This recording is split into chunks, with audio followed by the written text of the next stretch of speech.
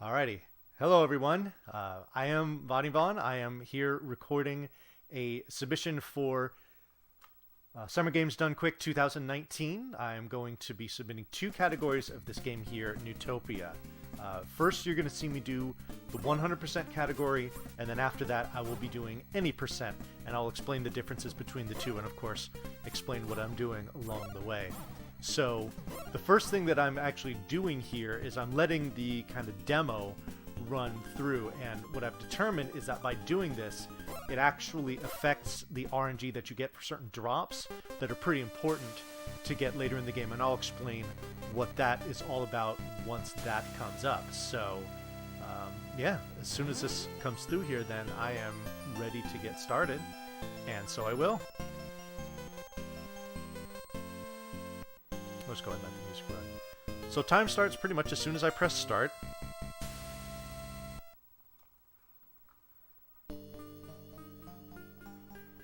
Alright, so here's your lore. The evil wizard Dearth comes down to Neutopia in the middle of the night, steals Princess Aurora, and beams away to his evil magical lair in Antarctica.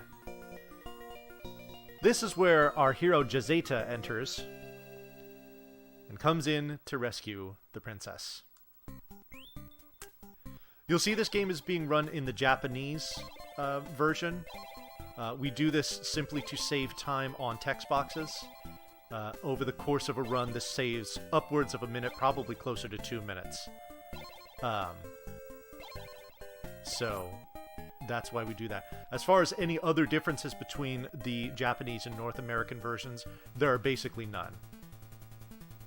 Alright, so the very first thing we're going to do here is we're going to go in here and we're going to get an item that I would be getting for marathon safety anyway if this is any percent, but definitely something that's required for 100% because we're going to get all the things. This is the Book of Revival. What this allows us to do is it allows us to obtain a password so that we can essentially save the game. You would need something called a file cabinet for the TurboGrafx-16 system to save games as far as like a file goes.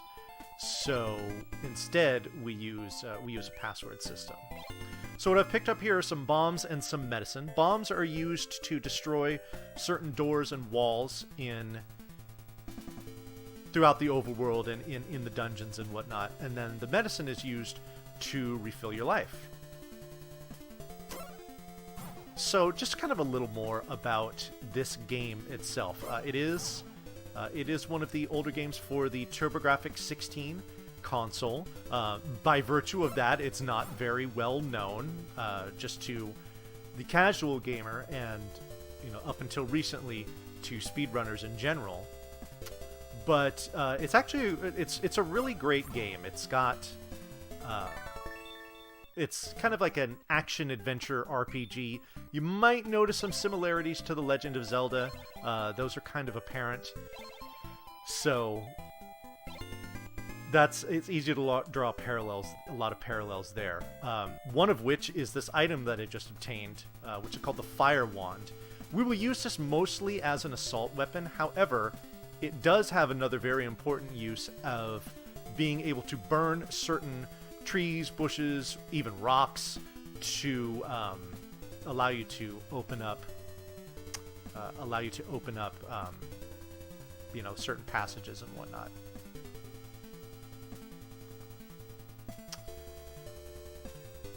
So the way that this game works is that the overworld is actually split into 4 different overworlds that are done in order. And each overworld has 2 dungeons, which are referred to as crypts in this game, where you will need to obtain a medallion at the end of each one. Here we're going to get to see the first use of the bombs. So you get the medallions, and once you have all 8 medallions collected, then you will be able to open the way to Dearth's evil lair and confront him, slay him, and rescue the princess and win the game. So what this guy did here is he just increased my life capacity by 1 square.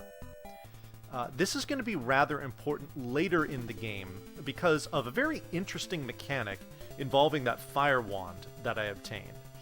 Now, the Fire Wand, like I said, we're going to be using it mostly as a weapon, and it's in a lot of times it is our primary weapon for stretches of the game. But the type of fire and the amount of damage that the fire does that comes out of it is based on your current life total, but it's not relative to your maximum. Such that if you have at least 4 full segments of life, then your fire is kind of like at the grade 1 stage. If you have at least 8 full segments of life, it gets upgraded, and then if you have at least 12 full segments of life, then it's at its most powerful form. Now, this makes the game very intricate when it comes to, you know, obviously being careful and technical when it comes to how much life you have, so that you can do appropriate amounts of damage based on the situation. So these kind of orange balls that I was throwing out at those enemies in there, this is the Fire Wand in action. Okay, I just picked up a ring. That is a very, very important item that I will explain when it comes time to use it. But the fact that I already have one is very nice. We're not going to be using it for about another like half an hour or so. But the fact that I have at least obtained one and I know it's out of the way for later in the game is a very nice thing.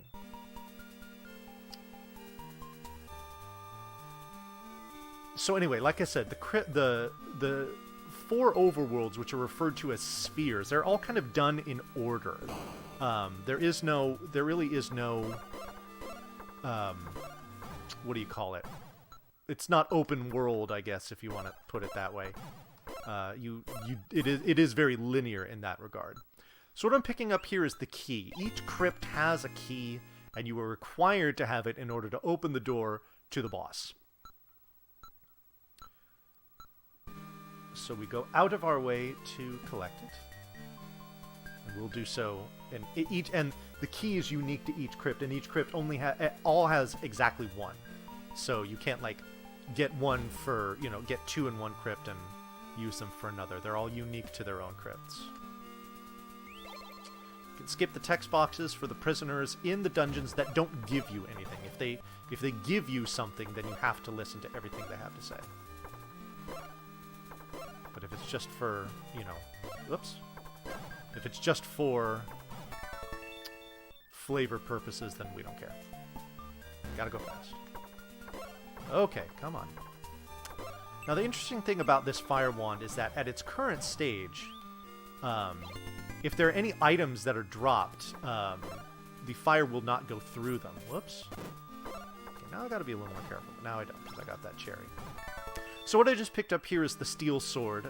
This will double the damage output of my sword, but really is only going to be used for bosses. You'll see I'm using the Fire Wand almost exclusively for everything else, and that's mostly because of its reach. It makes fighting a lot of these enemies much safer, because for a couple reasons. First of all, this game is very stingy when it comes to health drops, so if you get hit, you cannot rely on drops to bring you back. Also, like I said before, if I fall below 4 full segments of life, then the damage output of that fire gets drastically decreased, and I really do not want that, because that's going to make fighting enemies much more dangerous, and it's going to take longer, too, so we avoid that if at all possible. Alright, here comes the first boss. So the gimmick of this boss is that it breaks apart into several sections, and you need to hit its core 11 times with this sword. But if you time your sword strikes right, like I did there, as the clay or stone is splitting off of the golem's body, then you can actually destroy it with your sword, stand right in front of him, and just hit him until he's dead, which is what I did there to perfection. If you do it in 2 cycles, that's optimal. If you take damage, or if you're slow on both of your cycles, then it might take 3. And if it does, that costs a few seconds, but not really a big deal. So one other important thing to note about the fact that there are going to be 2 crypts in every sphere that we're going to be doing. we are always going... One crypt is more difficult than the other by design. In every single sphere, we are going to do the more difficult crypt first, and the reason being is that the items that you would obtain either in or on your way to that more difficult crypt are much more useful and valuable, and therefore we want to get them as soon as possible. So this crypt, in comparison to the other one, is going to be very simple. So the examples of why I would want to go to the second crypt here first is because on the way there I get the fire wand, and in the crypt itself I get the steel sword. And those are two very useful items. Alrighty.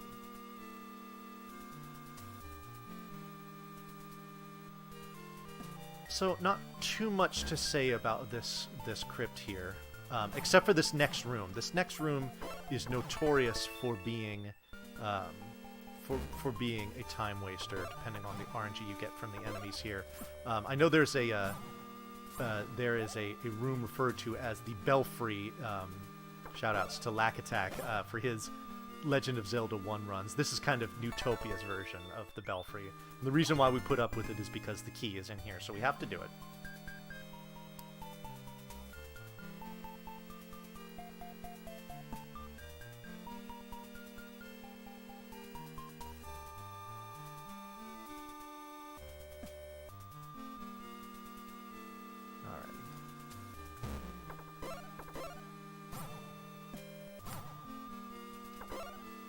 Take a slight detour into here to pick up the treasure that's in here. Again, this is something we would get in any percent as well. I'll be sure to point out the items that I would not get in any percent that I am required to get for the 100%. So I guess maybe to talk a little more about the 100% category itself, you have to get all of the sword upgrades, all the armor upgrades, all the shield upgrades. You need to get all of the bomb capacity upgrades. And you also have to get enough life upgrades so that by the time the end of the game comes, you have the maximum capacity, which is essentially life segments that will go all the way to the end of that box there with the vine on the right-hand side, which you see at the top of the screen. So what's interesting about that is there are actually 4 independent life upgrades, not including the ones from beating levels, but you only need to get 3 of them in order to satisfy that condition.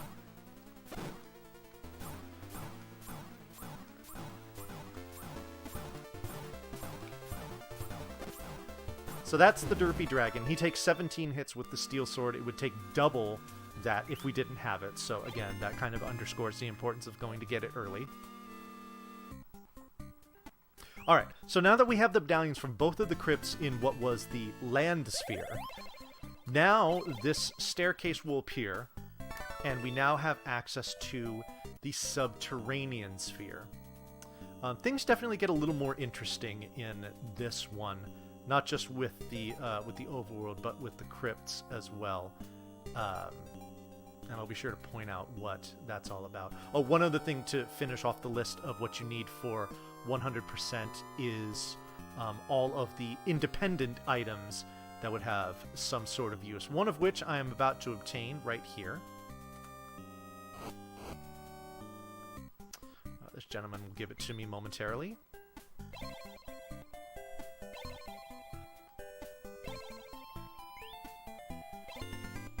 So that item is the Moonbeam Moss. What that does is it's an item that has unlimited uses. But when you use it, any rooms in crypts that are darkened will become light, and the effect actually lasts for a handful of rooms. You don't have to do it every single time. So that is something that is not required for any percent, but I get it anyway because it just saves a lot of time to have it, as opposed to fumbling around and potentially wasting time by messing up a room because I can't see what I'm doing.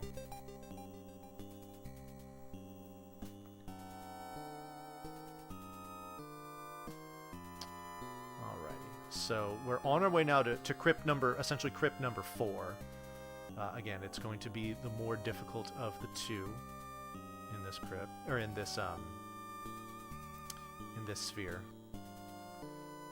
Though the boss that we fight might suggest otherwise, and I'll be sure to break that down once we get to it.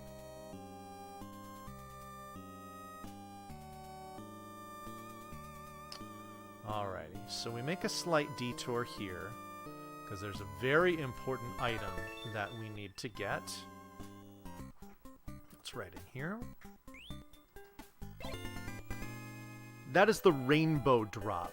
What that does is, when I possess that item, anytime I walk up to any gap or space in the ground that is 1 tile wide, it will create this little sparkly rainbow bridge that will allow me to walk right over that gap.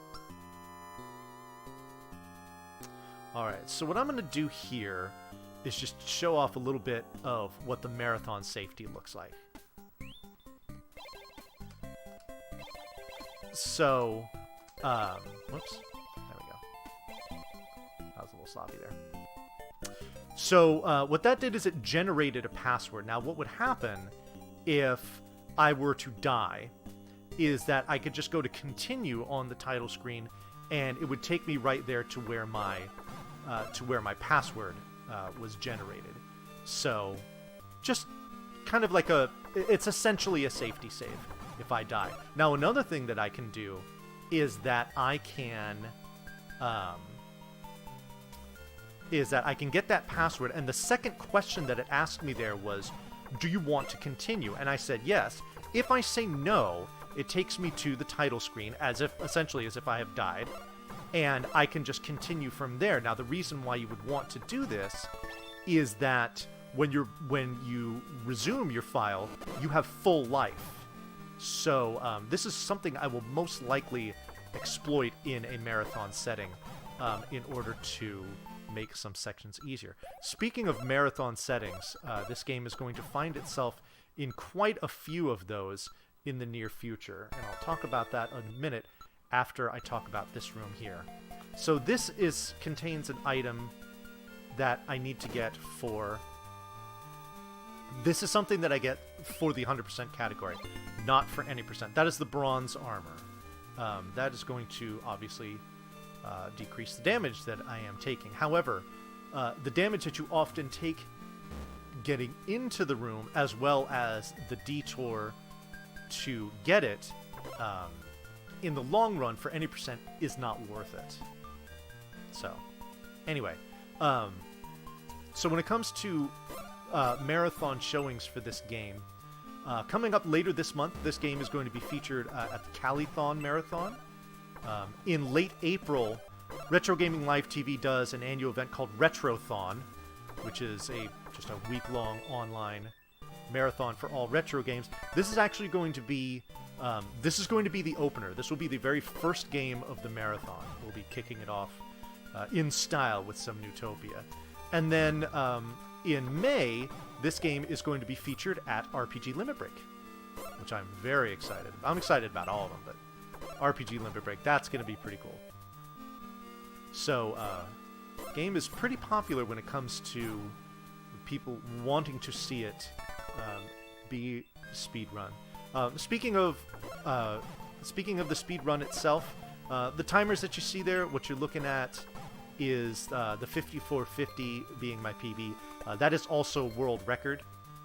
You will see that my PB for any percent, which is 50 minutes and 6 seconds, that is also currently world record. So, and they're world record by a pretty decent margin. So this is a game that I have been putting a lot of time and grinding into, and it has paid off in those regards. So now with the key in hand, we can proceed to the boss's lair. Whoops, hello.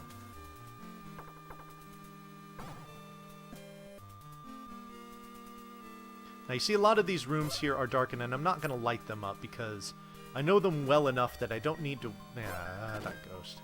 I don't need to waste the time menuing for every time it goes dark. But for some rooms, it will be rather important that I do it because I would rather do that as opposed to fumble around. Alrighty, so here we go. Boss fight.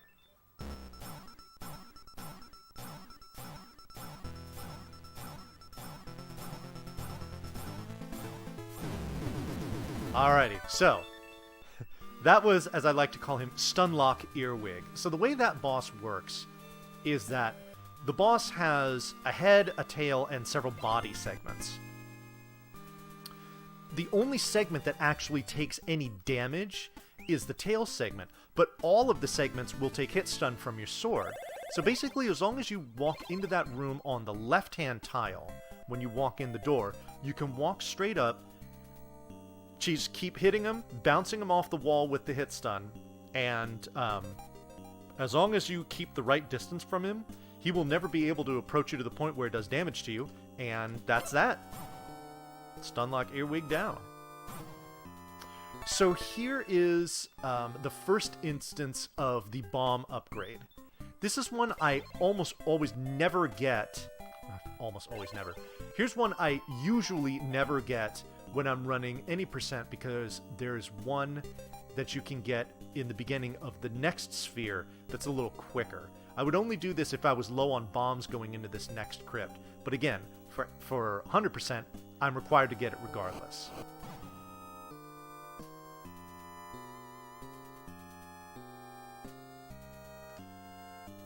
Pretty brief walk from the temple to this next crypt, so in we go. This is the bomb crypt. I think I use 5... I have to bomb through 5 walls in this one, which is way more than any other crypt, so I don't know why they had it that way. So again, you see here, old men in crypts that have something to give you, you have to listen to what they have to say. And what he gives me here is the bronze shield.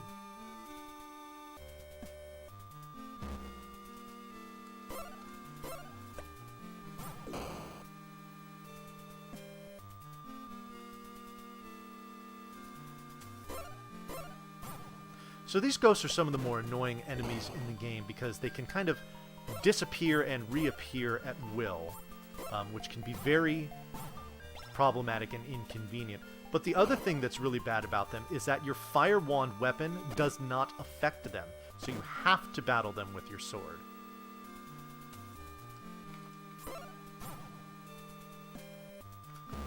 Here's the first instance of where I like to use the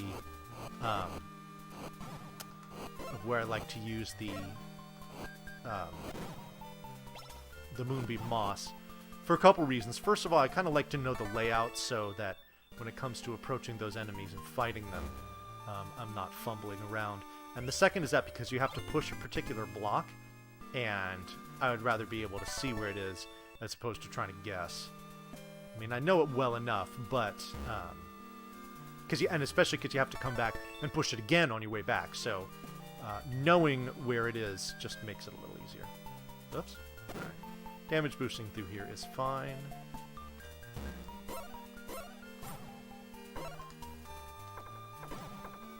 Oops, okay, we'll just fight him instead. Wait for him to reappear. Alright, so this boss here, we used some movement manipulation here to get this guy up against this wall so that we can kill him quickly, and then we can focus on just the other one at a time. There we go. 2, 3, 4, 5, 6, 7, 8, 9. 11 hits for each to kill them.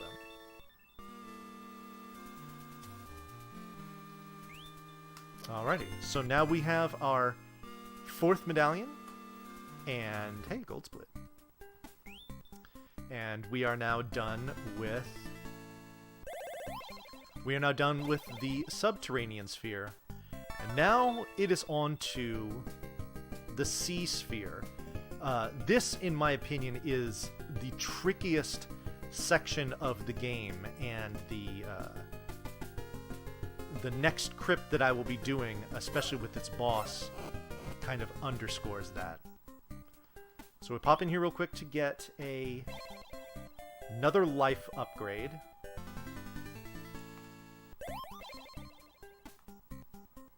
Oops. It's closer than I thought it would be.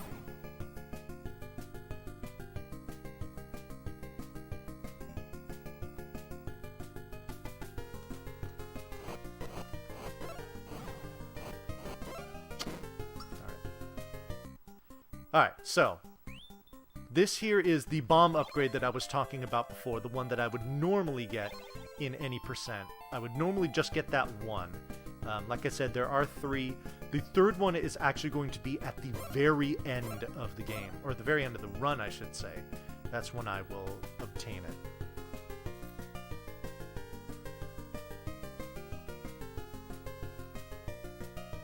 So, kind of a note about enemy placement when it comes to as you enter screens. Enemy placement is always the same. Especially if you're entering a screen for the first time, the types of enemies and where they are placed is always going to be the same. So they're predictable in that regard. This item here that I'm picking up is the Falcon Shoes. As you can see, they will double my movement speed, which is extremely important. So, again, the enemies will always appear in the same places on the screen, and in some instances, they will always move, especially their initial movement pattern will always be the same, but other enemies, it is variable. So, like entering that screen on the left-hand tile, that is very deliberate. I do that because I know where the enemies are going to be, and I kind of know which direction they're going to go. So here, okay, so here I'm going to demonstrate what I was talking about before. Alright, so she's going to give me a password. We're going to say, we're going to say no, and then we're going to say no. It's going to take me to the title screen here. We're going to go to continue. We're going to say, let's enter a password. You see the password is already there, so all we have to do is just come down here to end. And you see we start out right where we were, except now our life is full, and that's very nice, especially going into this next crypt, which in my opinion is the most dangerous crypt in the game. And you will soon see a couple reasons why. The first are these enemies here. These are your evil wizards, or whatever you want to call them. Warlocks, whatever. They're extremely problematic to deal with, and they, in some screens, will appear in very large numbers, and so we want to mitigate dealing with them as much as we can, and that's where that ring that I was talking about is going to come in. You're going to see that. You're going to see that used actually fairly soon here. So what the ring does is on any screens that have what are called considered large enemies, of which those wizards are considered, they will instantly be transmogrified into much weaker and easier to kill enemies. This can be a crucial tactic for survival on certain screens, 2 of which are in this crypt. If RNG blesses us, we will have 3 rings to use in a run of this game, 2 of which are done in this crypt alone. Alright, so, and in fact, it's going to be coming up fairly soon, so we're going to ignore what he has to say, bomb through this wall. I'm going to go ahead and equip the ring. We don't use it in this room here, we're going to use it in the next one, so watch. Wizards, blobs instead. Alright, now, because we need another ring, I would love it if one of these slugs here would drop one, and they do. So, that is going to be very fortunate for what I need to do later in this crypt. That is what I have determined is a beneficial reason to let kind of that attract cycle in the very beginning, the demo, if you will. I know in other games, Chippendale Rescue Rangers comes to mind, that if you let the demo at least start, it will hard lock the RNG and will make things much more predictable and easier to kind of mitigate when it comes to the run itself. And I believe that does the same thing in this game. So it's worked for me plenty so far. So, and considering that it's done before the timer starts, there's really no harm in doing it when it comes to runs. So I will continue to do so.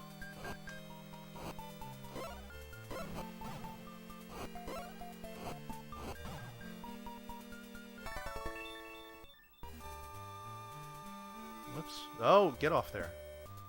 Sometimes that rainbow bridge can be a little finicky, and it will get you stuck on half tiles as it did there.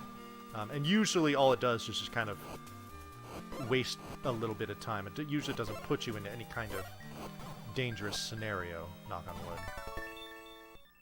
Alright, so coming up in the next room is going to be an example, the second example of why you really, really need a ring for here. Because you've got these 4 whiz robes, and you could see there in the flashes. And in fact, you know, here I'll turn it on here so that you can see.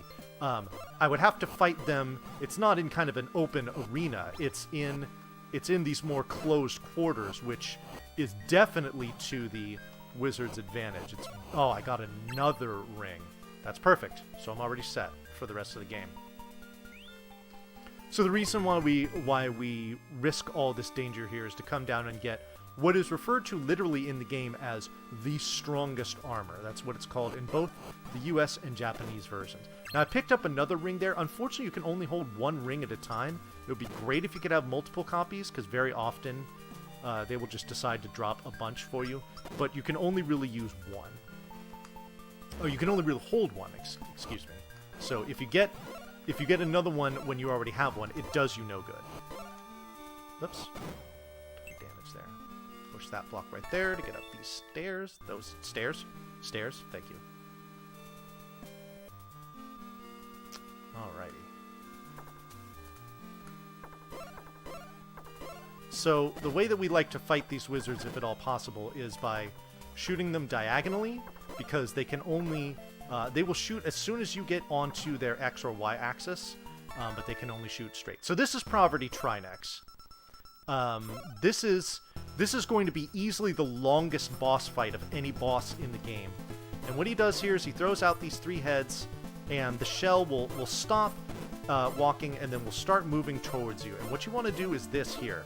Try to get in between get ahead in between the shell and the wall, and just keep bouncing it off there for maximum damage, like I'm about to do here. Just keep bouncing back, because it's going to keep trying to return to the shell, but I keep damage boosting it into the wall and preventing it from doing so, which allows you to do mass amounts of damage, and without nearly as much danger. Alright, that's actually a pretty good fight. One last room here before we get the medallion.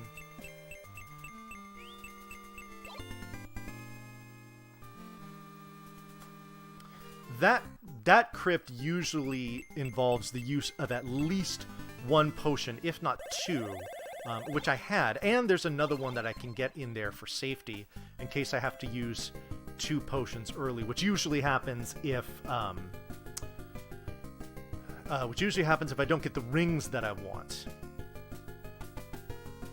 But fortunately I did, and it made it, that actually made it pretty easy. I mean, there are ways to deal with it if you don't get them. It certainly takes longer, but it's not, I mean, it's not awful stuff, so. Alright, so now we're going to take, this is probably the longest detour of the game, of the run, excuse me, to get an item that's required for 100%. So, this is pretty annoying, especially because the item that we get is only nominally useful. It would be nice if it was something that made things a lot easier, but it'll only make things a little easier, I would say.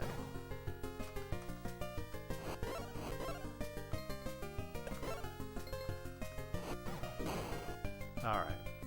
And so that item that we're getting here is the Fire Shield. What this will allow us to do is the enemies that shoot out the little red fireballs, now we can block those. There aren't too many of them, and we typically just avoid their shots when we see them, but now we can block them, which is somewhat convenient, but certainly not crucial. I mean, the amount of time that it takes to go get it wouldn't be worth it for the effect that you get. So the fire that I'm shooting out here is the result of having at least 12 full segments of life. It's something I affectionately refer to as the good fire. It travels fast, it does a lot of damage, it travels through enemies. It's extremely important to have for a couple of very crucial boss fights in the game, so we will make sure that we have it for that. And there are measures that are baked into the run to ensure that we do indeed have what, again, like I call the good fire. So what's going on here, this is what I refer to as a micro crypt. We have to do this, it's almost kind of like a cutscene, if you will, where we just do this, essentially this 3-room crypt here, we talk to the guy, and then we immediately leave, because if we don't do this, we cannot gain access to the next crypt to which we will be traveling. Oh boy, get out of my way, please. So, yeah, so we have to take the detour to do that.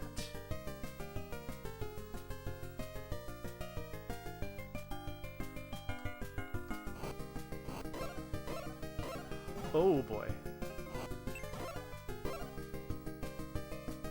So now, if I take any kind of damage at all, it's going to put me below the 12 segments of life, and I will lose the good fire.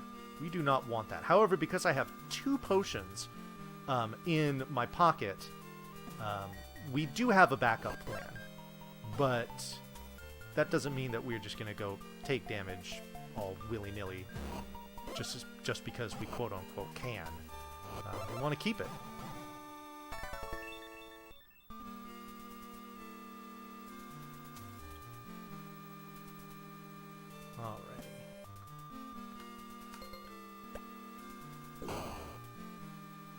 He has nothing to give us. We skip it.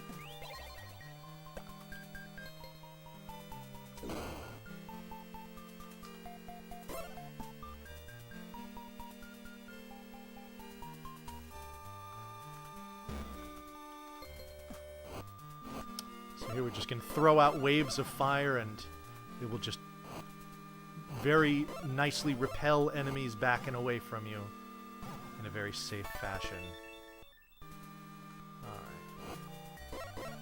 Again, that ring does me no good, because I already have one. Picking up the key here.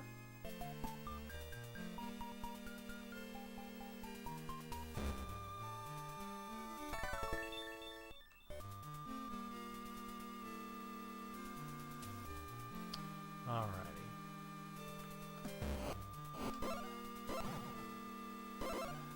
Oh, that is extremely nice. So these kind of zombie armadillo things, whatever they are, they can only be damaged by your sword. They do not take damage from fire. This is the bronze sword. This is a 100% item. I would not get this in any percent, just because I'll be getting another sword upgrade eventually, which, dwarfs this upgrade. And for the next few bosses, I'm going to want to use fire anyway, so the benefit from getting that sword upgrade as far as its usefulness is not all that much. Alright, so this is the crab boss. We want to be able to one-cycle this boss if it cooperates. When it gets up to the top of the screen, it's either going to move left or right. We want right, and that's what we got. So let's see if I time this right. Should take... Oh, no. Oops, shoot. Okay, we gotta kill it with the sword now. Oh, come on. There we go. Okay, cool. Alrighty. So it should take 6 hits from that fire to die. I unfortunately threw them out with the incorrect timing and caused that. That should have been a 1 cycle, but instead it was a 2 cycle. But it was a very brief 2 cycle. So that's good. So with both crypts now complete in the Sea Sphere, we move on to the final Sky Sphere. We're going to do, as compared to the other 3 spheres, we definitely do the most walking around in the sphere itself on this one. So enjoy this music. It is pretty rockin', and you'll get to hear plenty of it. So yeah.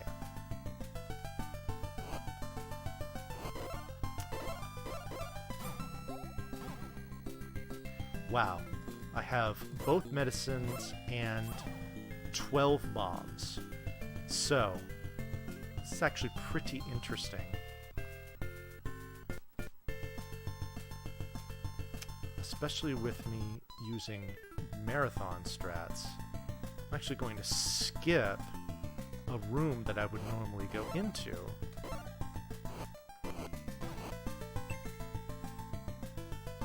Because there's really no point in doing it. Oops.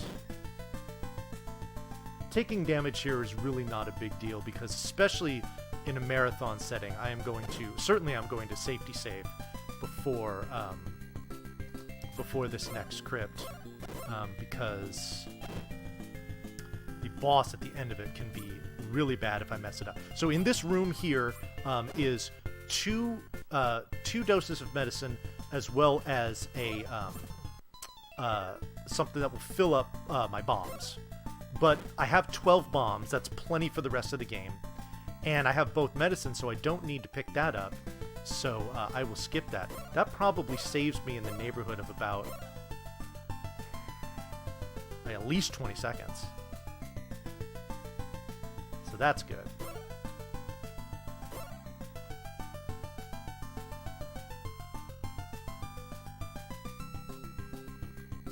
Alright, so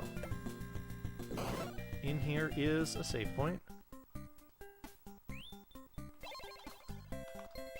So, like I said before, we're just going to go down here to continue. We will go to password. We will just go to end. Skip what she has to say because we've got our full life. And off we go.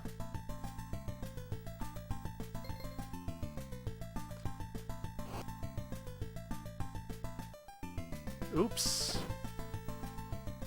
I'd like to not take damage going into this... Oh, that helps out quite a bit. Not going into this crypt if I can. One unfortunate note about getting those hourglasses and stopping all the enemies is even while the enemies are stopped, if you run into them, you will still take damage. So you cannot just walk right through them, even though they cannot move. Alrighty. I want this spirit in here to be nice to me. Doesn't look like it is going to do so. Gotta kind of chase it down and take some damage.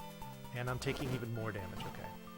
So, good thing I have all these spare potions. I'm actually going to want to use one here because this will kind of underscore the importance of having that good fire for these next few rooms here. Especially in this one here. This one, having the good fire saves you an enormous amount of time because you can just mow right through these enemies, which you need to in order to reveal that staircase. Another example of that is here. You got all these kind of bird spirit enemies. Do I still have it? I do. Okay, good. And I'm about to get a cherry to fill my life up. So we're good. Alrighty.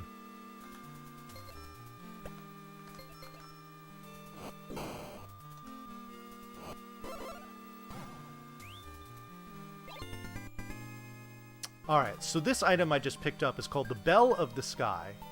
This item basically breaks the rest of the game, because what it does is that when you ring it, any room that would normally require you to kill all of the enemies in it to open a closed door, you can just ring the bell and it will open it instead. Now this is really nice for just avoiding huge rooms of enemies altogether that, you know, if they don't take a lot of time, could take a lot of your life. So we're able to avoid that altogether. So from this point forward, the importance of having the good fire when it comes to the crypt itself has been reduced. So that's good. For example, I don't feel like dealing with this guy, so we're just going to ring the bell, which takes about 2.5 seconds, and open goes the door. Same thing in here.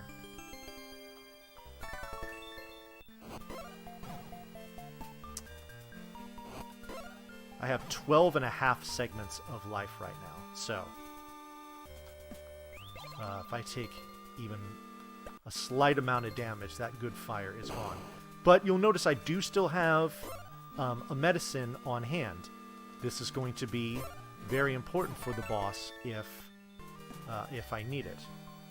At this juncture, I do not, but a lot can change. Alright, a couple more things to do here. Oops. Okay. So the good fire's gone. That's not a problem. We have our key. We're just going to go ahead and damage boost through here. That's really not a problem.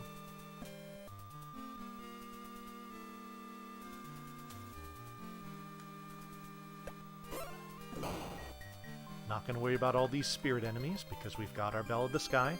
There's a staircase that's right there, trust me. Alright, and coming up now is going to be the last instance of when we will need to use a ring. All these terrifying enemies here now become these little blobby blobs. We're going to go ahead and use that. We're going to use the Moonbeam Moss for this one reason. If I accidentally step on those stairs, then I will go into the next room and the effects of the ring, when I come back, will be gone. Alright, so here comes the boss. I'm going to go quiet while I focus on this.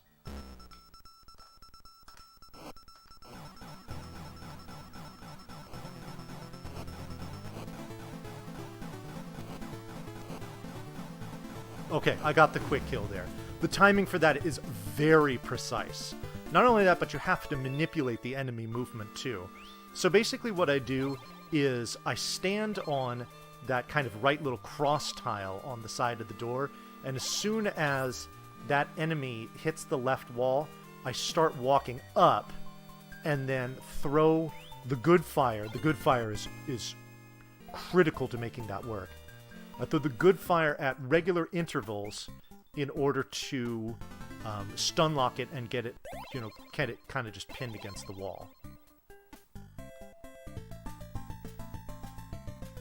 Alright, so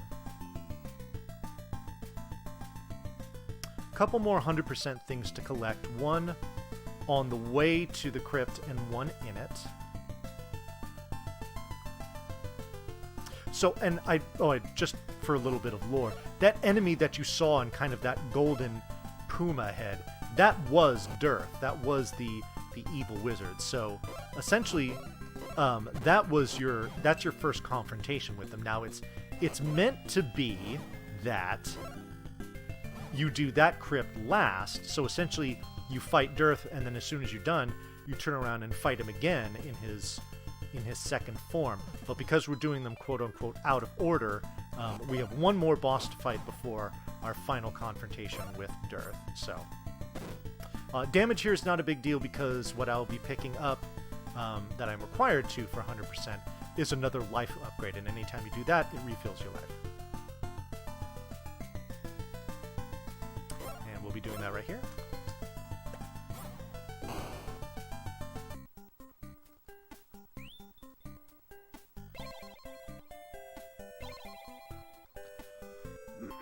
Excuse me.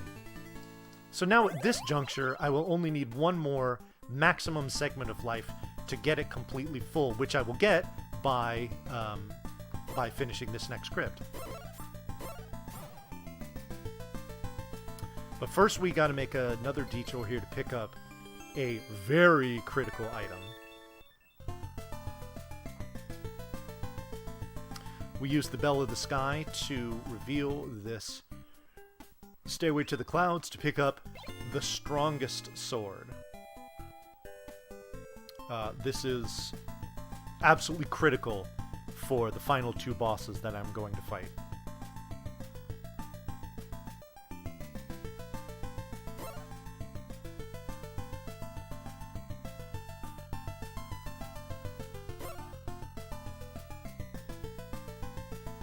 It just lays waste to enemies very quickly.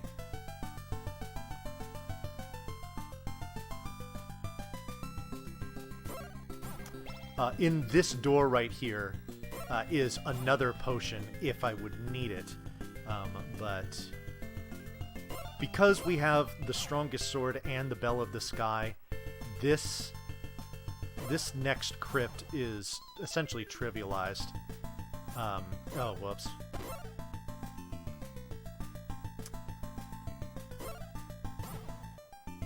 Wow, I mean, I've got pretty much full life.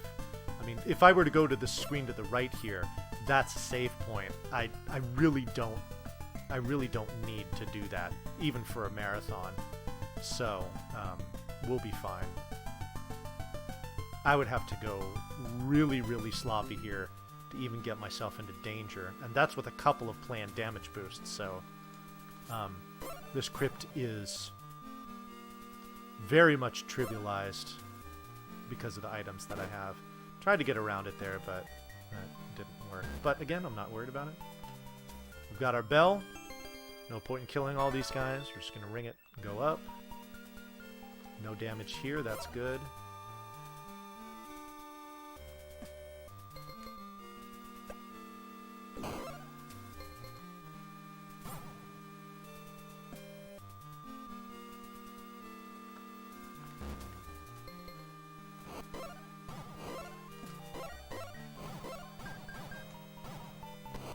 Go. So we've got to push that, and that. Doing that in the dark is very tricky because if you push any of them wrong, you've got to reset, you got to use the Bell of the Sky, you'd have to go out of the room, reset it, and try it again. So it's worth the 2 seconds just to do the menu to make sure that you're doing it right. So we come up here, wait a second, let him come to me, and that way we can walk right through the arrows.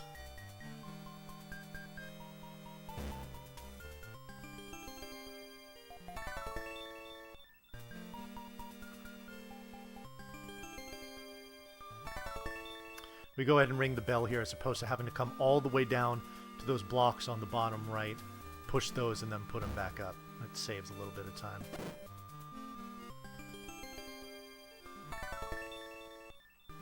Alright, here is another detour to pick up a 100% item.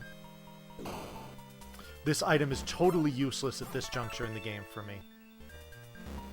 This is the magical shield. The shots that it blocks are not going to. I'm not going to encounter any more of the enemies that would have those types of shots. So it literally does me no good. Whoops.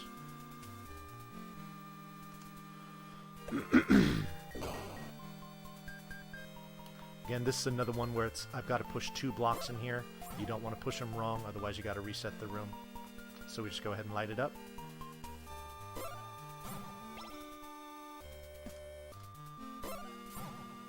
Alrighty, and now we see the power of the bell. 1, 2,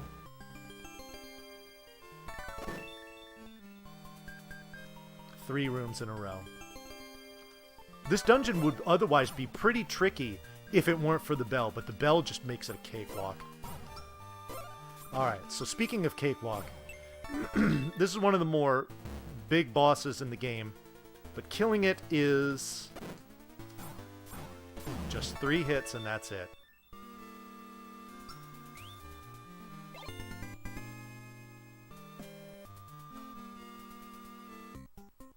Alrighty, so we have all 8 medallions, which means that that door at the top of the screen, that blue one with kind of the eagle-looking thing on it, it is going to open up.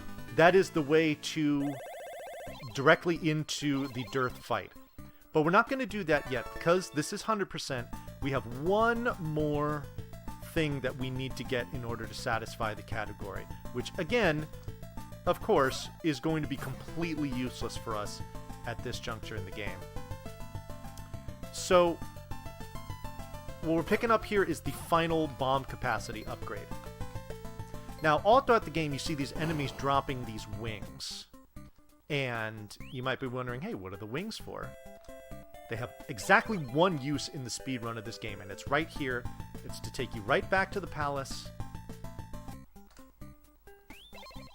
so that you don't have to walk the few screens to get back here. Alright, so this is going to be the fight with Dearth. 32 hits to kill it. But I do kind of have to... I do get some audio cues here from what I'm doing as far as the timing for my hit, so I'll go ahead and do that. I'll explain the fight afterwards.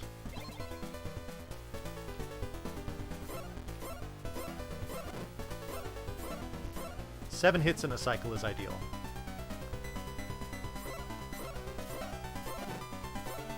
It's two of them.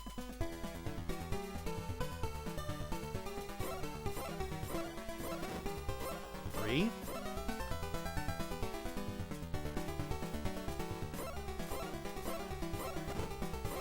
Okay, only 6 there, but I only need 5 more hits to kill him anyway. There it is. Want to stand here in the middle of the screen because it will force you there after our print. Oh, oops, I was up a little too high, actually. So time is when the screen fades to black once we get back to the temple. It used to be on the last hit of Dearth. However, it was discovered that you can do like a double KO, and in that case, it's a game over, and you would get either kicked back to the beginning or your last save point. So we don't do that. Instead, we do it here in maybe about like 5 or so seconds. Not even. There it is. Oh, gold split too. All right. Alrighty, so that is Neutopia 100%. Now, the way that Dearth works as far as manipulating his movement is that he actually can teleport to one of 6 different spots on the screen. The top and either left, middle, right, or bottom, left, middle, right. The way that I keep him directly above and below me is you do not move left or right at all during the fight. That's why getting the strongest armor is so important, because it allows you to tank enough hits to do it in 5 cycles, and also that's why getting the strongest sword is so important, because it allows you to kill him quickly enough before you would die. If you had medicine, 1, maybe 2, and you didn't have those items, you could do it, but it would take longer, and it's not worth it. So anyway, so that is Neutopia 100%. Now, I'm going to turn right around here, and we're going to do any percent, and I'll go ahead and change this to reflect that. This is going to be any percent. Now, the reason why I did a reset there is because something that I actually discovered by accident fairly recently. And that is, if you beat the game and then just allow, because you can do a soft reset on the game. You hold select and press run, which is essentially the start button. If you do a soft reset once you get to the end screen, the next game that you start up, you will take double the normal damage that you would.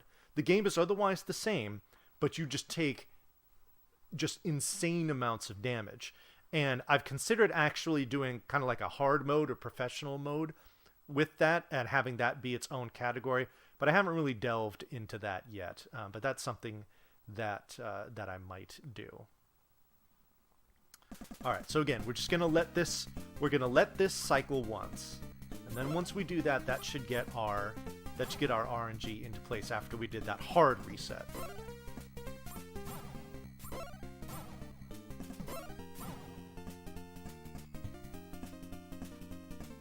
Should only take a few more seconds. There we go.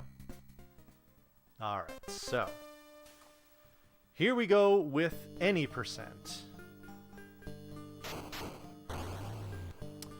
The route is going to look very similar. very, very similar.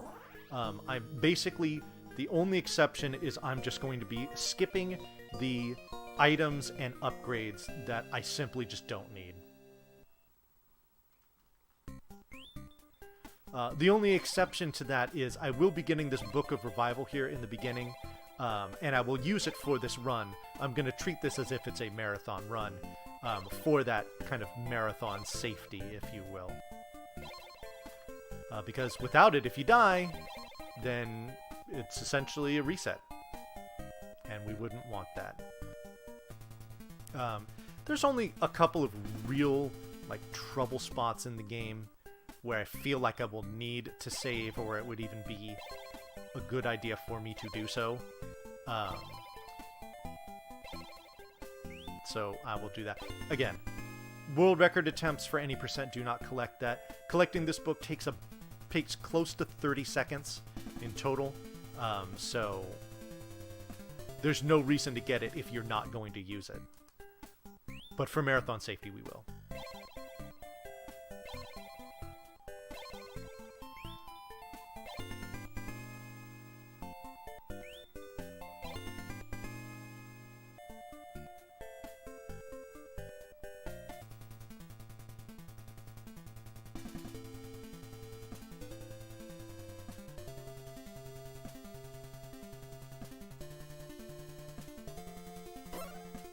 Oops.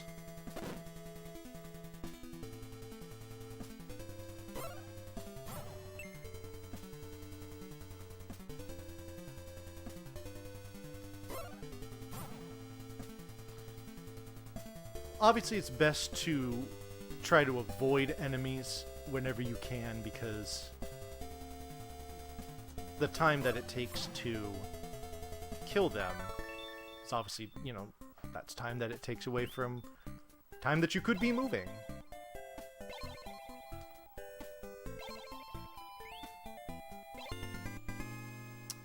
So we try to avoid that as much as possible. So I didn't really hone in on it during the first run, but I will here in the second one. A couple things. First of all, I mentioned it when it comes to enemy placement and predictable enemy movement. On the screen after this next one, so on the next screen here, there's a very particular way I'm going to walk, and let's see if I do it properly. Like that. So, that to the untrained eye would look very dangerous, what I was doing, as far as trying to get through there without taking any damage or boosts or anything like that. But I knew what I was doing. So this screen here is another kind of example of enemy placement thing. So you saw there were 3 of those lizard men, and I've killed 2 of them. So keep that in mind, that there were 3 and there are 2 that have been destroyed.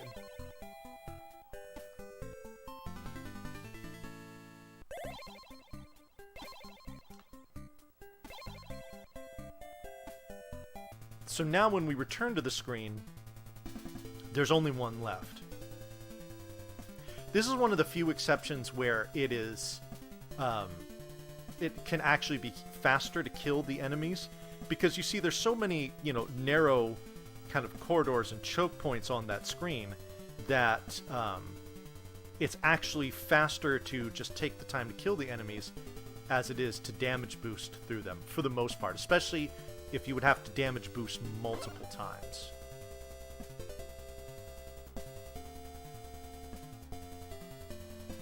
Because there are going to be several screens in crypts. Whoops, I forgot to throw that forward. Where you're going to be returning to screens that would have defeated enemies. And knowing which ones you will and won't have to deal with as far as where they're going to be located on the screen once you come back to them is very useful. Ah, already got a ring. That's another thing about this game. If you see a drop that you want, you need to go get it right away, because they disappear very quickly. So, they do not give you time to kind of loaf about and, you know, oh, let me kill some enemies and then I'll come and get that. You saw how quick that coin disappeared. That's what those those white and gold little spheres are as coins, or gold, such as the game suggests. You also saw me never enter a shop. Shopping is not a part of this game. It can be done if you're doing like a beginner route for some safety to make sure you get rings or potions going into a crypt, but otherwise there is no point in going shopping for the speed run.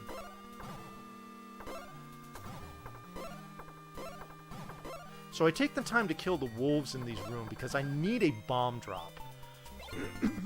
And I need it sooner rather than later to so that I can progress. And the wolves are typically notorious for giving me at least one bomb pack. But of course this is now 2 runs in a row where they don't, so thanks for supporting me there, enemies.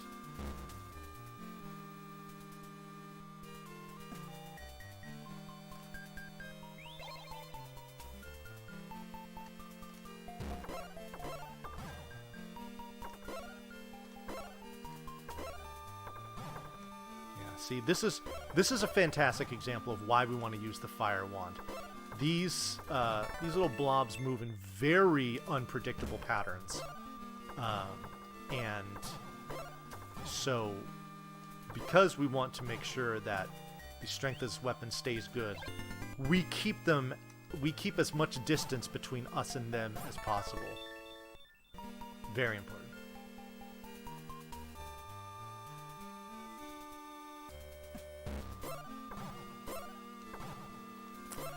Oh, there's a bomb pack, good. Of the 2 categories, between any percent and 100%, I have put a lot more work into any percent. But for those that are looking to get into the game, I would say 100% is probably... Oops, I'll go ahead and get that. You never know. I would say 100% is probably the better one to start with, just because you get a better feel for the game. It's not as dangerous, especially in the end game with some upgrades you get. So that's what I usually will recommend to folks who are asking me about learning this game. Ooh, good, another bomb pack. That's just for security. I don't really need it, but not bad to have it. All right.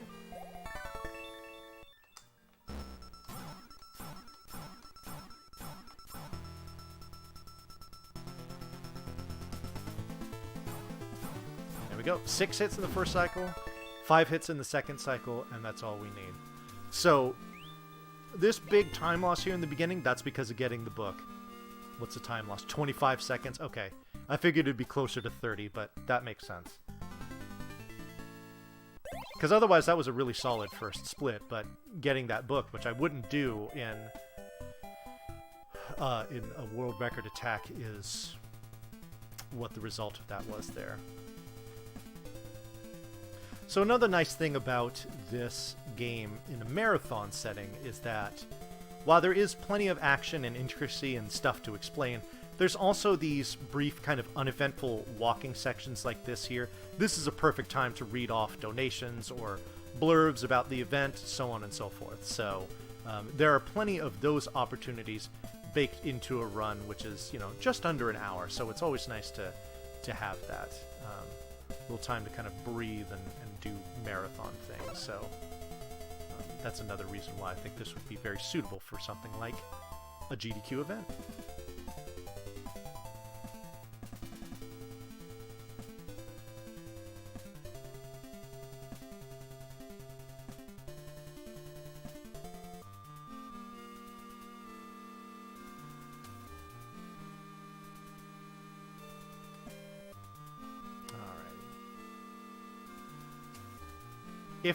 If that first blob in that room jumps to the left, it can make things a little problematic as far as avoidance goes. But if it goes pretty much any other direction, then we're safe. Whoops. We'd rather stab here because the stab to the bats does twice the damage of the fireballs, so we can kill in one hit the little ones with the sword as opposed to 2 fireballs, and we can kill the big blue ones with a stab and a ball as opposed to 3 fireballs.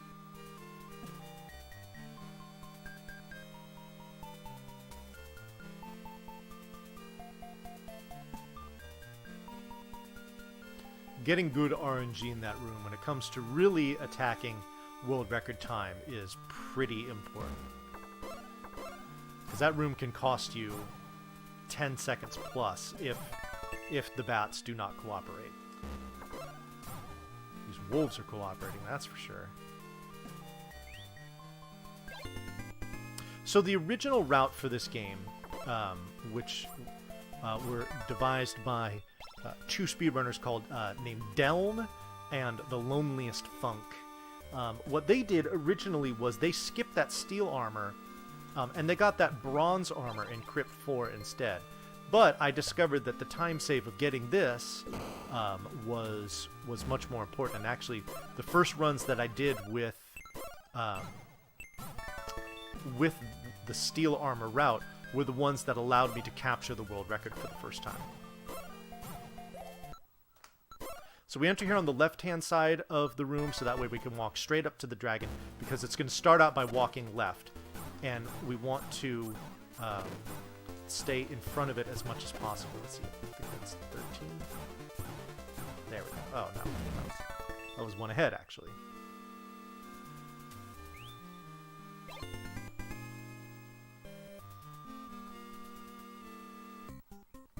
Having the steel armor there makes that fight a little safer too, because without it, if you'd have to tank more than 2 hits from the dragon, it can actually put you in a pretty dangerous situation. So, having the armor is definitely good.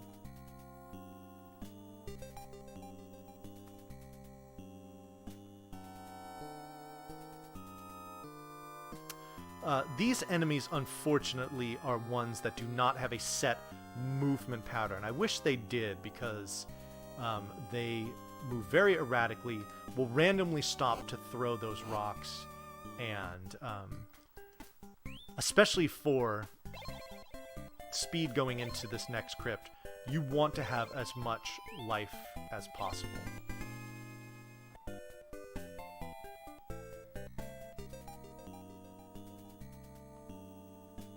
These mantis enemies, however, will always start by moving to the left. No matter what screen they're on, they will always walk to the left. Predictability is a very nice thing to have for speedruns. It's a pretty universal principle. We get this medicine here just because we want to have 2 by the time we get into crypt number 6. And these are the one in the very beginning of the game and that one there are the most convenient to get time-wise. There is one that is a little quicker to get in this next crypt here, crypt number 4. However, the risk of the damage that you take to get it and the amount of time that you would need to kill the enemies in order to make it safe really doesn't make it worth it. So that's why we get the ones that we do. Okay, these guys are really nice to me. It allowed me to walk all the way to the left-hand side of the screen for this next one, so I could just kind of wrap around that corner very safely.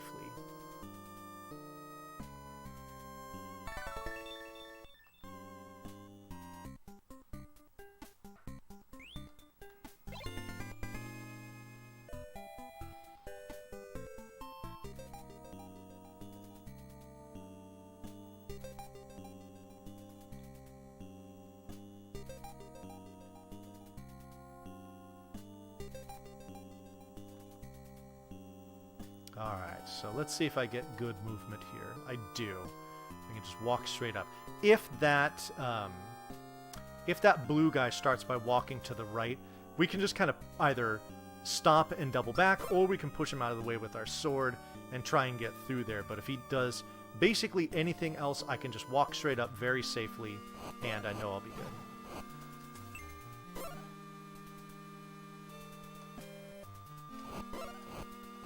These bugs move in a very random and erratic pattern too, so again, in the interest of saving the amount of life that I have on hand. I like to keep my distance from them as much as possible, and then that happens.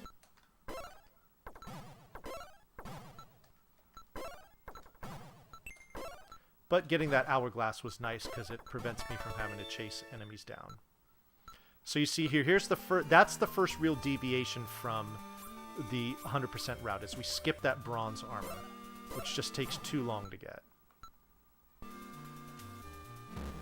And the amount of damage that you take during it. Unless you're able to manipulate the fireballs, which is not 100%,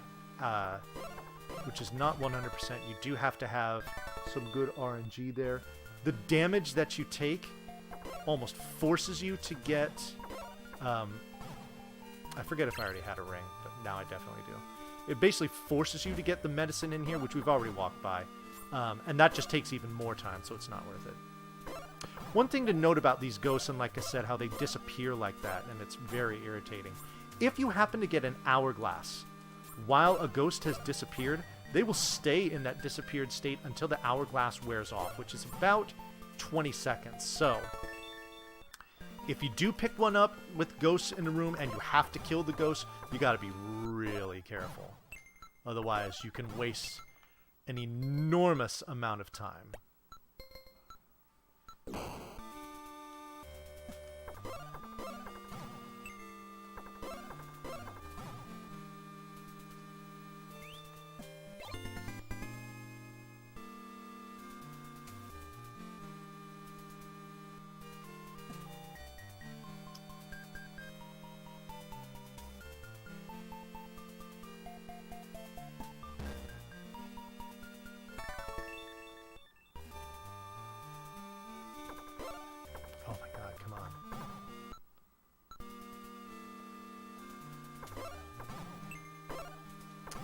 Diagonals on the TurboGrafx 16 gamepad are not terribly forgiving, so unfortunately sometimes I kind of have to fumble around with that to get those. I do really like the fact that I play this on hardware.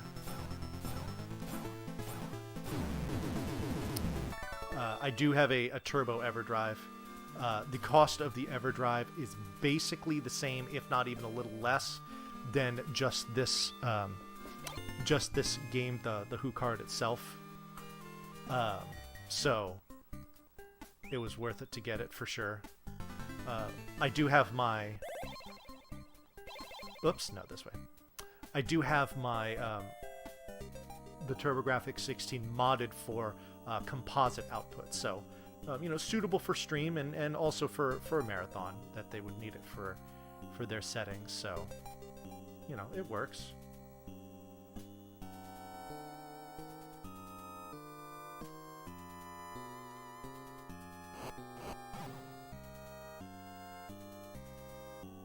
That's a save point right there, should I choose to use it. This dungeon, even in any percent, poses very little threat, so there's really not much point in doing it. Besides, I have 2 potions in case I really found myself in dire straits. I could just use one, because there's an opportunity to get another one in the next crypt. That would be fine.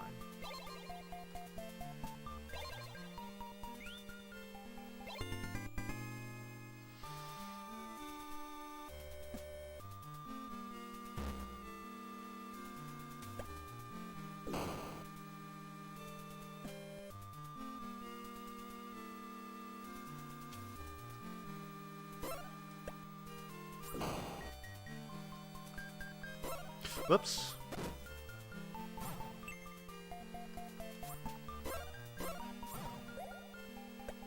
Don't want to take too much damage here. Having lost only 1 segment of life is nothing at all to worry about. Come on down. I'll take that cherry, might as well. Come on, bud. And I just gave it right back.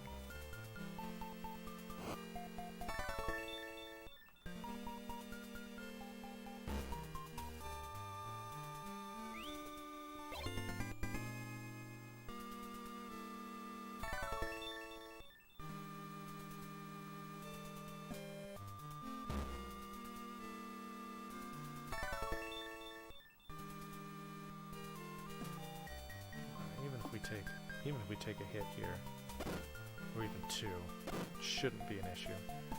Provided I don't take a bunch of damage in here. Which I typically don't, so I think we should be fine. I usually will take one hit in the boss fight, which, again, is not a big deal, because we don't use fire on it, so there's not that to contend with. Whoops! Uh-oh.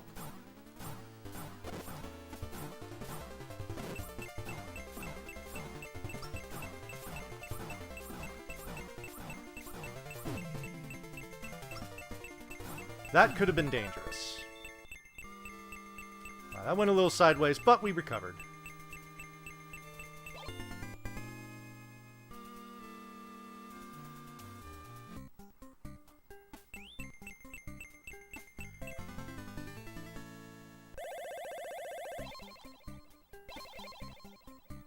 Oops. I'm going here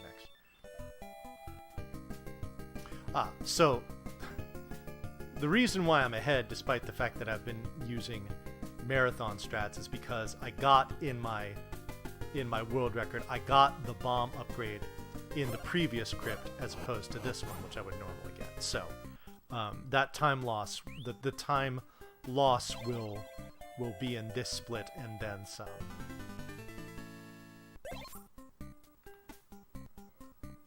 Because I did skip the bomb upgrade in the subterranean sphere, and we will get the bomb upgrade that we normally do, the one and only in any percent. We will get it right here.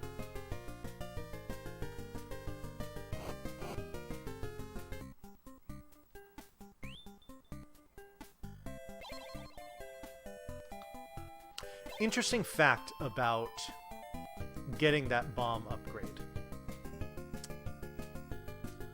Now, when your capacity gets upgraded, you also get filled up to capacity. Now, if at any point you have 0 bombs, the bomb icon in your inventory disappears, so you can't select it and you can't use, any of your 0 bombs. That makes sense. However, if you have 0 bombs when you get the upgrade, he will fill you up to that 12, but it will not make the bomb icon appear in your inventory. So you will essentially have 12 bombs that you can't use until you pick up another pack, and then it will restore that icon to your inventory. I actually discovered that the hard way during a run. This was a while ago, but at the time I was on PB pace, and I wondered, once I got to the point where I needed to use bombs, why they were not there, and that's what I devised was the reason.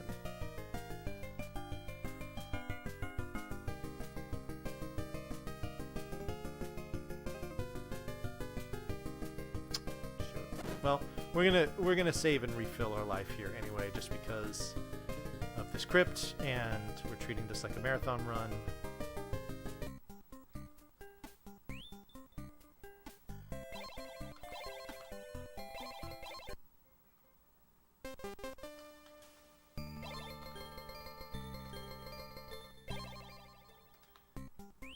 Alright, so saved game, full life. These are good things.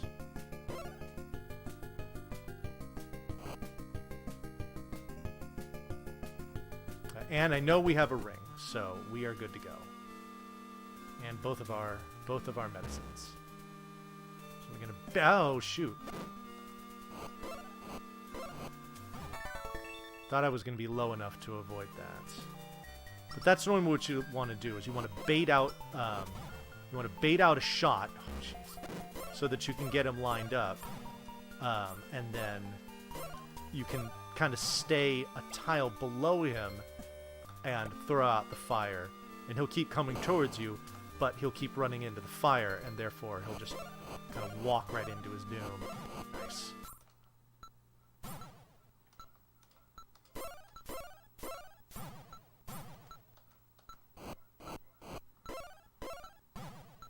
Gotta have all the enemies killed before you can push that block.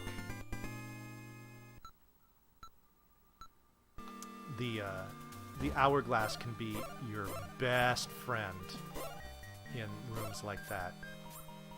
Can make them quick and safe, especially in a crypt like this where your life total is at a premium.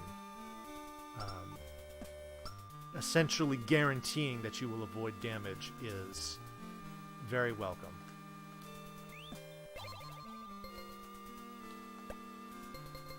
Alrighty, so again, we will see our first use of the ring in this run. Now you see wizards, and now you don't. Alright, are we going to get an instant ring? This is why we do that reset, or we do the let it run at the beginning of the game, is it seems to make it happen quite a bit here. And unfortunately it didn't. We'll have a couple more opportunities if we feel like taking the time to do it. Otherwise, you know, we'll just fight those wizards straight up. But we do have potions, so that's good.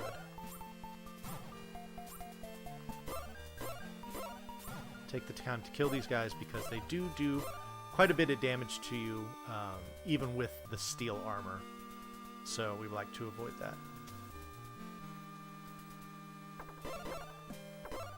I get cherries from these guys a decent amount of the time, so usually we'll take the time to kill them.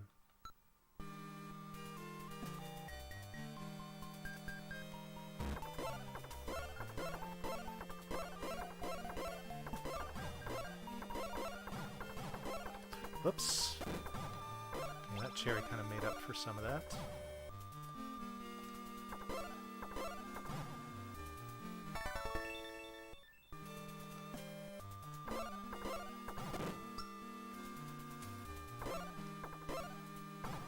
That didn't work out. That's fine.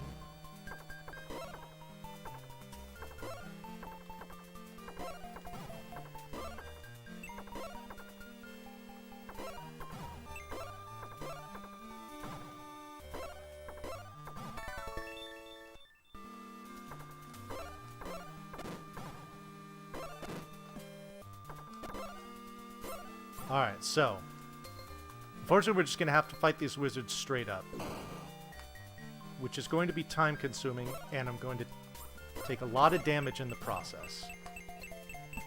So we're going to go back to here.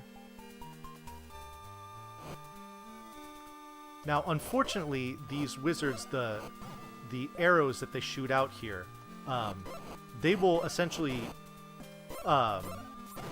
they will neutralize that fire that I'm throwing out. So I can't just trade with them. They will win that trade.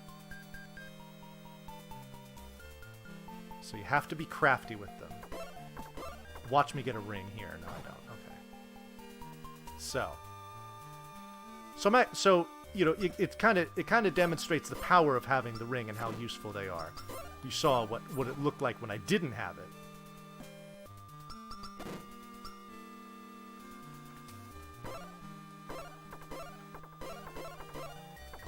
And it's a lot different from when I do. A lot different. So. There we go.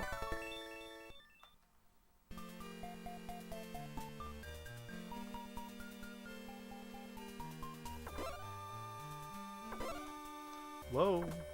There we go. Again, we kind of just walk by them, bait out the shot, and then get to a safe point where we can hit them, usually diagonally with that shot. Now, this particular boss, we focus on hitting it with the sword because the sword does a significantly higher amount of damage to the heads than my fire does. Even the best, you know, version of fire that I would have, given my current life total. I'm going to bail on that because I'm probably going to get hit again, but I just let it happen anyway. I do have another potion, so I will most likely use it, unless I just play super cleanly from here on out. And that's one head down. Let's see if it's going to come on back, and that's what we want. We want this to just bounce against the wall so that we can do mass amounts of safe damage to it. Oh, shoot. That didn't really get me to a good spot. Let's see if I can get it here. No. Darn it. what direction is it going to go here? Okay. Not quite what I wanted, but we'll kind of make it work, or not. That we can kind of make work just by doing this. There we go. Alright, we'll have plenty of life to get through this next room, even if we take a couple hits. I was hoping maybe for a ring there. No such luck.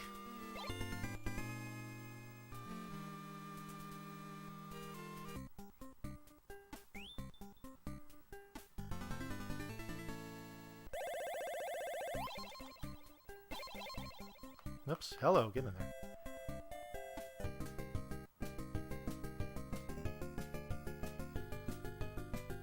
So, with one so if this were a world record run, with one potion in hand, it is extremely crucial that I take basically no damage between here and the end of the next crypt. Because having the good fire the whole way through saves such a huge amount of time that not having it would really cramp a run. For a marathon run, if I lose the good fire, I'm not going to really be too worried about it because, again, it's not like having the good fire grants a higher amount of safety, although it does. It would more just be about saving the time. So now here, the good fire will go right through those wizard arrows. So there I don't mind lining directly up with them, throwing one in their face, having them take the 2 hits, and then they go down super easy. So again, we got to do the micro crypt. This is the only time we have to do it. You don't have to do it for any other... These don't exist for any other crypts, I should say. So why they randomly had to do it for this one, couldn't tell you. But it is required. I would not be able to get into the next crypt without doing what I just did there. Oh boy, don't touch me. Thank you.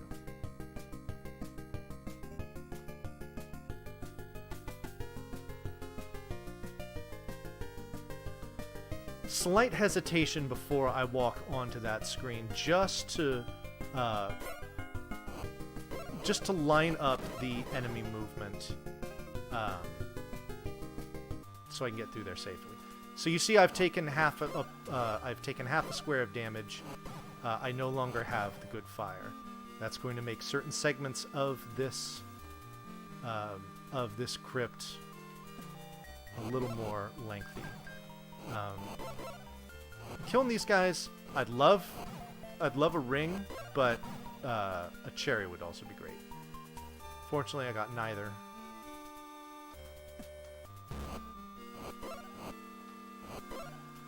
Just kind of avoid that there, and there we go. Wizard's obviously the biggest threat in the room. These wisps move only diagonally, but they can turn randomly in any of the random directions. Whoops, it's the left one. Let's see if we can get anything good here. I usually just walk through this room. Ah, good, I got the ring. That's what I wanted. Nope, still want bombs.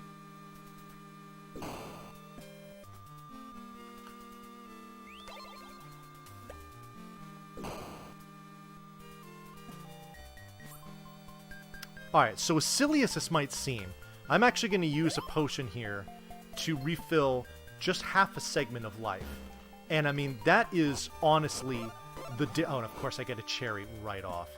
That is the difference. It makes that much of a difference, having the good fire when it comes to the speed with which you can kill enemies in these rooms. Now, if I take any damage between here and the boss, then I'm just out of luck. I do not get to do the quick kill. In which case, especially given the sword I have, I'm killing the boss in a minimum of 6 cycles, as opposed to potentially just 1. So the time save is enormous. So in this room here, cannot take damage. This room here, cannot take damage. Stop walking at me. Okay, good. No damage to be taken here. This room is fine as long as I always walk up just 1 tile and cross. That will bounce off the top of my head. That always amuses me. So here we go. Obviously, I don't worry about those. And into the boss room we go. If he moves left when he gets up to the top, I can do it in a minimum of 2 cycles, which he didn't do here. Good. 4, 5, just 5. Okay. There we go. The timing for that one to get all 6 hits once he opens up is, that one's pretty precise too.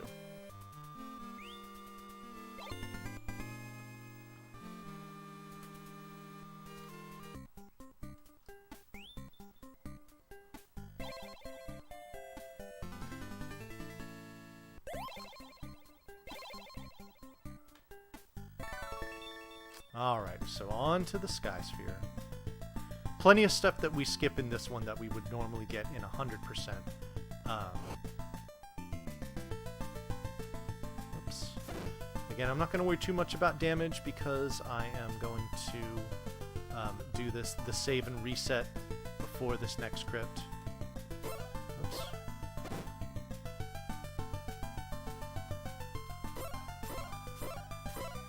In fact, I'm just going to go ahead and go through there.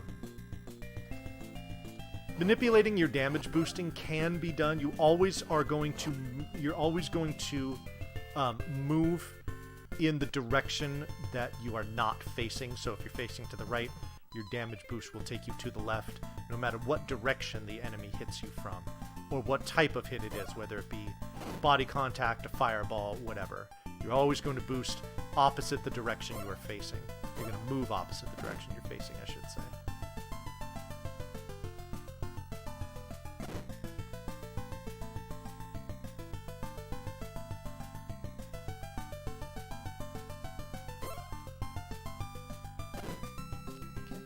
Too much more damage. I don't have a potion in the pocket. Speaking of potions, we're gonna go in here. This is the room that we skipped before. This is going to give us the purple medicine can be used twice. And then we're gonna refill our bombs just to be certain. Again, this is a detour of about 15 to 20 seconds. Oh, jeez.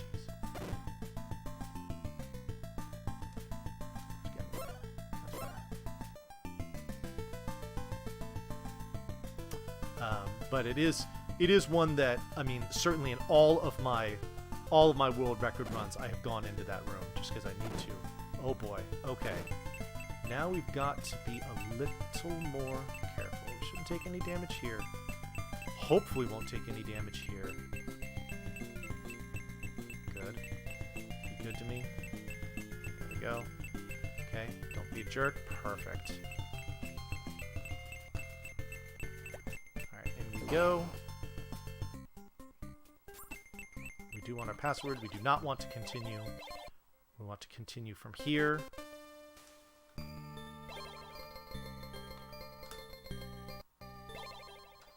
Ignore what you have to say, and we have full life again. Oh my goodness, I did not mean to do that. I really did not mean to do that. I hope I still have good fire. That was close. Let's find out. I do not. Okay. Well, the reason... Well, no, I definitely don't have it. There's a reason why we get that double potion, and because 90% of the time, I will pop one right here in this room so that I have the good fire for these next few rooms, and it will make them much faster. Again, if I don't have good fire, it's not a run killer in that it makes the run difficult to complete. However, it will just make it longer. Certainly for a world record attack, it would be rip run. But for the course, for a marathon run, it wouldn't be like a problem per se. Hello. Please just get hit by that. Please just get hit by that. These little things can be jerks sometimes.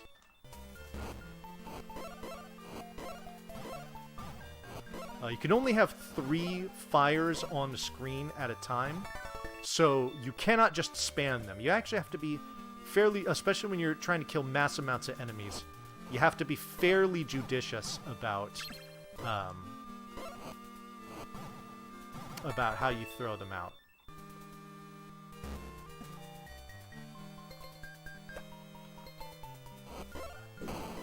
Just throw one up there just to hold them at bay. Got our Bell of the Sky. And then we just ring-a-ding-ding our way to freedom.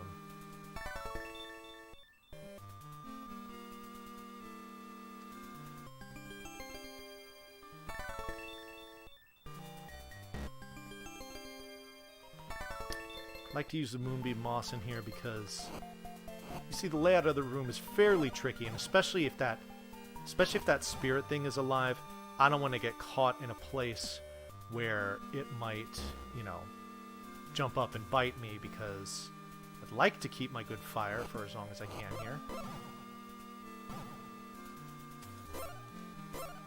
That was close.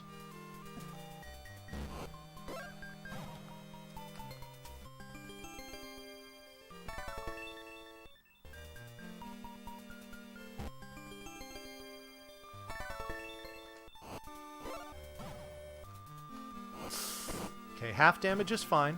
Still keep the good fire.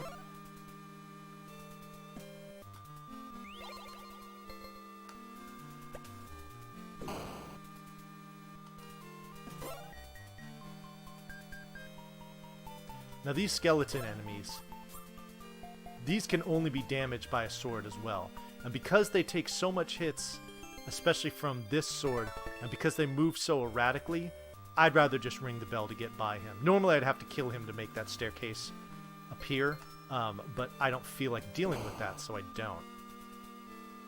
Oh wow, really good pattern from these guys.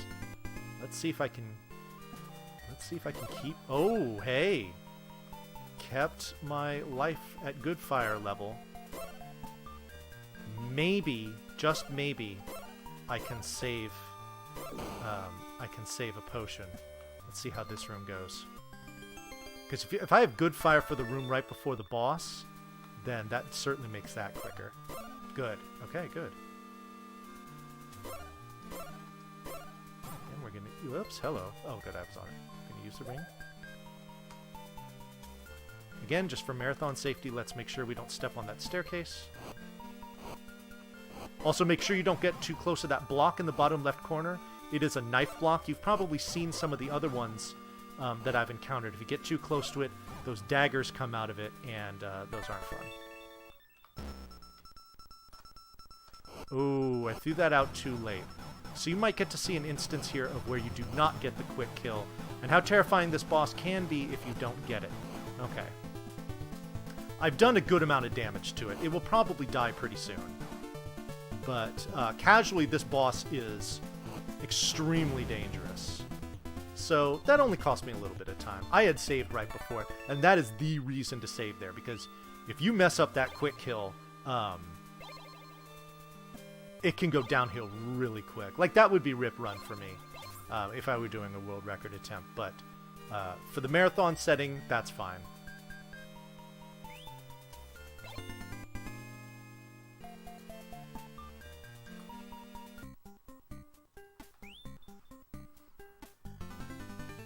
I mean, I had a second potion if I really needed it.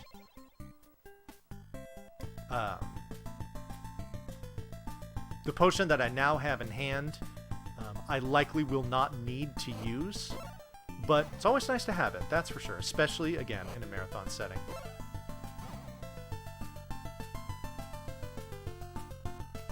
If I have a potion in hand for a marathon run going into this Crypt 7, there's no way I'm saving. There's really just no point.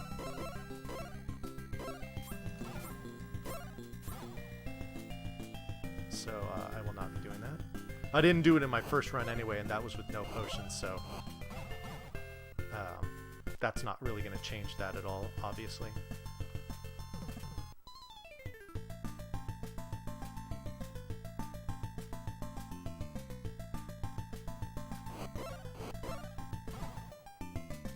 Oh, whoops. Not expecting him to move that direction.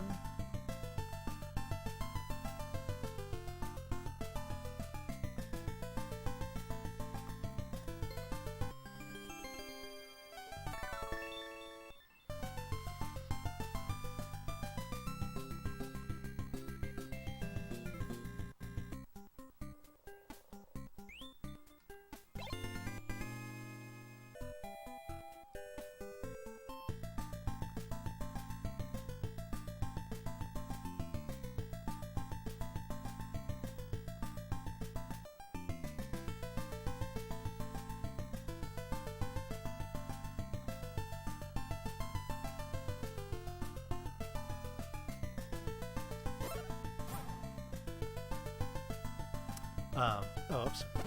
Now, rockin' music aside, again, I've been kind of quiet there because kind of just demonstrate that that would be a good time for donations.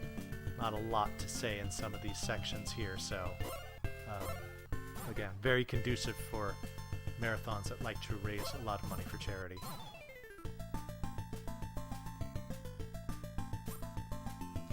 Oh, hey, or just jump over me. That works too. I'm cool with that.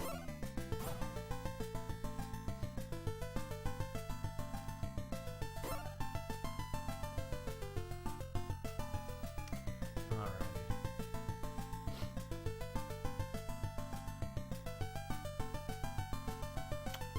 Good shape for life, as far as the good fire goes and all that stuff. Kill it so I can get through.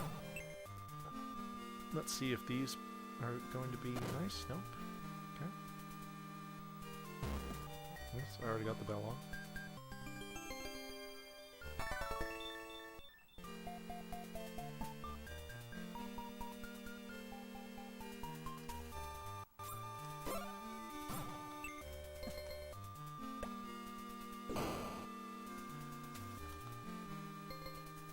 Having good fire is very nice for getting through this room very speedily too. Because there were actually 6 of those blobs there. You wouldn't know it by how quickly I just mowed right through all of them though.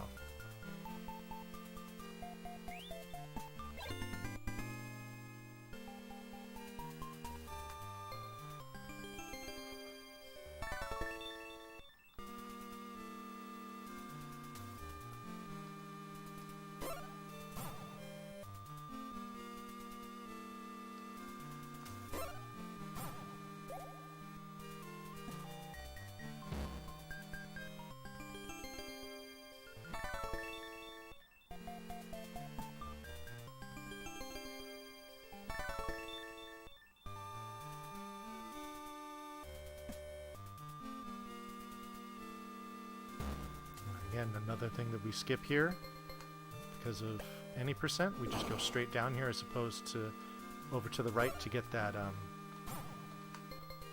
magical shield.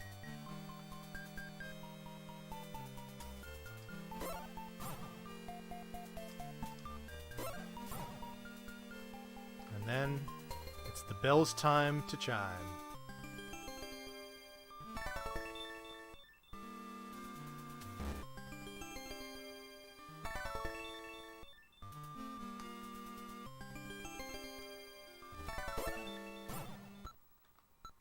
Got these 2 skeletons here to kill. Doesn't take much time at all, especially when they decide to do it right in front of the door there.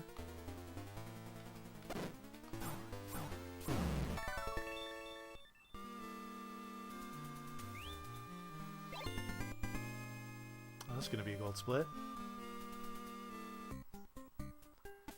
It's always nice.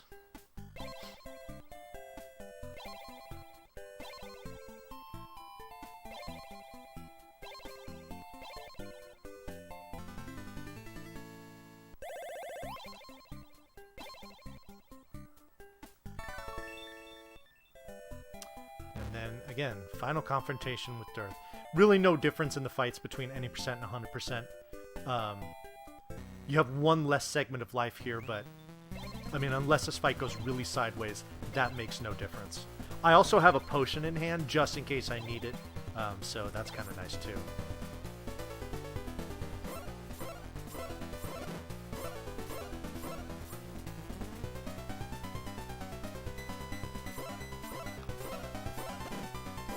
I had a feeling that was only going to be 6. It's alright though. Ooh, I got 8 on that one.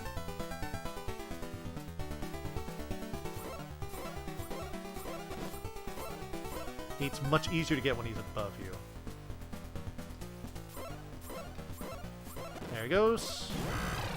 That should be the right spot. Perfect.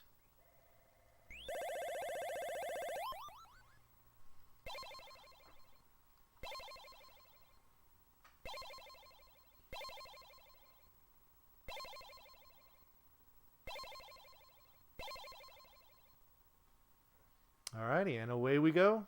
Again, time is when the screen will next fade to black. Should be coming up in about 8 or so seconds, I want to say.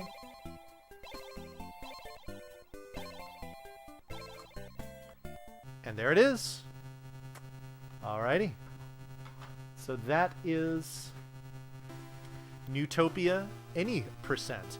As far as the runs go for the marathon setting, you see here I used marathon strats and I got, you know, essentially a 52. My estimate is going to be 1 hour because if I do die at any point, depending on where I do, it can cost me anywhere from, I'll say, like 3 to 6 minutes. So I would just bake in one potential death there, and I would still be underestimate. The time difference between any percent and 100% is only about like 4 or 5 minutes. So the estimate for 100% would be like 105. Like I said, I will be submitting both categories. Whether one or the other gets accepted, that'd be great. If maybe it gets accepted, now what's going to be happening for a couple of the marathons that I'm doing is that I will be running any percent, but there is a donation incentive to have the run kind of upgraded, if you will, to the 100% route. So I will intend to do the same thing here for this SGDQ submission. So we're not going to go ahead and let the credits run. It's basically just a retrospective of all the places that Jazeta has been and fought enemies, so we don't need to see that. So I think I'm pretty much going to wrap it up here. Again, my name is Vonibon. I am submitting Neutopia any percent and 100% for Summer Games Done Quick 2019. I'd like to thank you for watching. I do appreciate your consideration, and I hope that you really enjoyed this great little TurboGrafx 16 game here. So again, thank you for consideration. I hope you will select this game. And until the next time you watch me, take care.